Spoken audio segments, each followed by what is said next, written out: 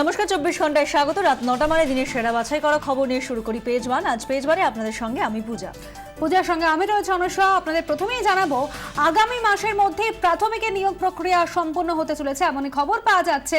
এবার 42,909টি পদে শিক্ষক শিক্ষিকা নিয়োগ করা হবে। মৌখিক পরীক্ষা এবং শংসাপত্র যাচাইয়ের পরে তৈরি হয়েছে নির্বাচিত প্রার্থীদের চূড়ান্ত তালিকা। শ্রেয়সী গঙ্গোপাধ্যায় আমাদের প্রতিনিধি রয়েছেন আমার সঙ্গে টেলিফোন লাইনে। শ্রেয়সী, শিক্ষা দপ্তর সূত্রে কি খবর?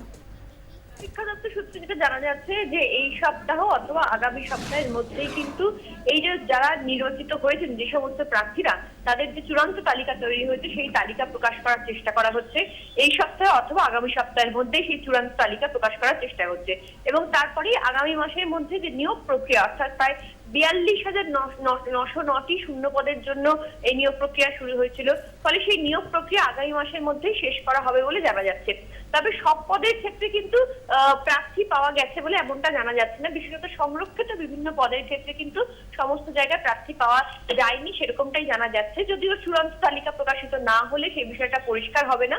তবে যেটা শিক্ষা দপ্তর সূত্রে জানা যাচ্ছে যে এই সপ্তাহ অথবা আগামী সপ্তাহের মধ্যেই প্রাথমিকের যে নিয়োগের যে নির্বাচিত প্রার্থীদের চূড়ান্ত তালিকা সেটা প্রকাশ করার চেষ্টা করা হচ্ছে এবং আগামী মাসের মধ্যেই অর্থাৎ ফেব্রুয়ারি মাসের মধ্যেই নিয়োগ প্রক্রিয়াটাও সম্পূর্ণ করে ফেলা হবে। যে সমস্ত তালিকায় যে সমস্ত জায়গাগুলো খালি রয়েছে, যে সমস্ত সংরক্ষিত তালিকায় যোগ্য প্রার্থী এখনো পাওয়া যায়নি, সেগুলো নিয়ে কি ভাবনা চিন্তা চলছে? দেখো, সংরক্ষিত আমরা দেখেছি শুধুমাত্র প্রাথমিক নয়, স্কুল সার্ভিস কমিশন, স্কুল সার্ভিসের যে পরীক্ষা সেই পরীক্ষাতে সমস্ত জায়গাতে বিভিন্ন সময় দেখা যায় যে অনেক সময় সংরক্ষিত প্রার্থী তালিকায় কিন্তু যে নির্বাচিত যোগ্য প্রার্থীদের পাওয়ার ক্ষেত্রে সমস্যা হয়।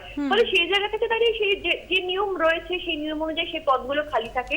কিন্তু ফলে কার্যত 42,909টি পদের জন্যই পুরো 42,909 জনই পাওয়া গেছে তেমনটা কিন্তু এখনো পর্যন্ত জানা যাচ্ছে না। কিন্তু বৃহৎ অংশের যে শূন্য পদ সেই পূরণ করা হবে বলে সেটাই কিন্তু জানা যাচ্ছে। অনেক ধন্যবাদ শ্রেয়সী। কথা বলছিলাম আমাদের প্রতিনিধি শ্রেয়সী গঙ্গোপাধ্যায়ের সঙ্গে।